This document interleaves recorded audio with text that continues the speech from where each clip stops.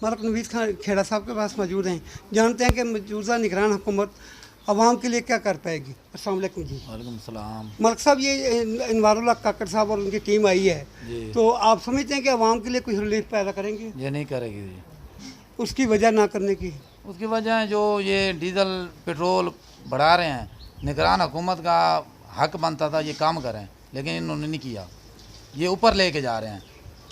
तो ये पेट्रोल और डीजल की वजह से आवाम परेशान है। बिल बिजली के इतने आ रहे हैं, जिसकी 30,000 तनख्वाह है उसका 30,000 बिल है, वो घर क्या करेगा, बच्चों को कहाँ ले जाएगा जी। क्योंकि इस वक्त सबसे बड़ा मसला महंगाई को कंट्रोल करना है। जी हाँ, बिल्कुल है।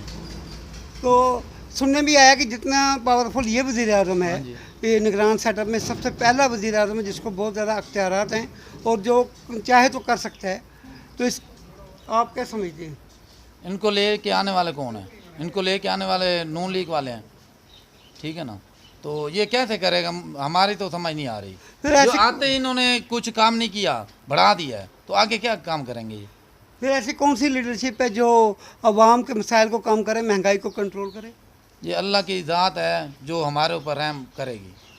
हम मुसलमान हैं, हमारा अकीदा है कि हम बर्दाश्त कर रहे हैं। अगर हम मुसलमान न होते तो पता नहीं क्या हो जाता यहाँ मुल्क में। हम मुसलमान हैं, हमारे ऊपर जो भी पहाड़ आ रहा है हम बर्दाश्त कर रहे हैं। अल्लाह ताला हमें ताकत दे रहा है, हिम्मत दे रहा है, हमें बर्दाश्त हो रहा है। वरना जो हुकूमत ने हमारे साथ किया है, इमरान खान ने किया है, नून लीग कर रही है या पीपल पार्टी कर रही है, हमें तो समझ नहीं आ रही ये कौन सी हुकूमत है। या ये हुकूमत दे दें तो फिर फ़ौज को दे दें, खैर वो कुछ कर सके हमारे मुल्क के लिए। सही। हाँ जी। तो आपके साथ यहाँ पर जब हुकूमत आई थी मुशर्रफ की तो पूरा पाकिस्तान खुशहाल था। जी हाँ। और बकाया हमें तो समझ नहीं आ रही जो जितनी हुकूमतें आ रही हैं इन्होंने कुछ भी नहीं किया हमारे मुल्क के लिए। मुशर्रफ ने किया था जो कुछ किया है, या बेनज़ीर थी या भुट्टो था, उन्होंने कुछ किया था। ये आप समझते हैं अगर आर्मी की हुकूमत आ जाए तो वो कुछ ना कुछ अपनी ताकत के बलबूते पे आवाम के लिए कुछ कर? जी जी बिल्कुल करेगी। अब देखें ना, जहाँ भी सैलाब आया हुआ है, जलालपुर पीर वाले सबसे पहले फ़ौज गई हुई है। हुक्मरान घर बैठे, उनको पता ही नहीं है भाई हमारे इंडिया से पानी आया है तो कैसे आया है, क्यों आया है, गरीब कहाँ जाएंगे। उन्होंने जाके ये कह दिया आप निकल जाओ यहाँ से। हुकूमत के जो बंदे थे उन्होंने कह दिया यहाँ से निकल जाओ, वो कह के चले गए हैं गरीब आवाम को। और गरीब आवाम फ़ौज है जो अब इस टाइम तक वहाँ बैठी है। सही। जो अब फ़ौज के बाद हुकूमत होगी, चलो जो गरीब का नुकसान हो रहा है वो तो पूरा करेंगे।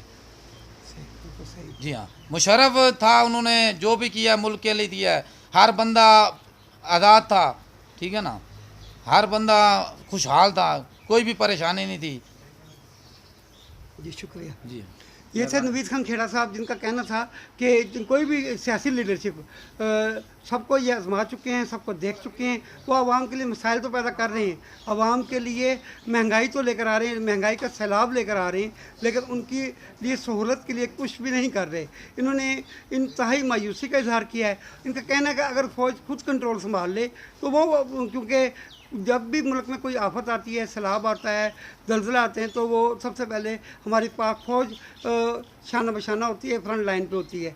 इसलिए इस मुल्क को इस गमगीर सूरत हाल से निकालने के लिए फ़ौज के अलावा और कोई चारा नहीं है।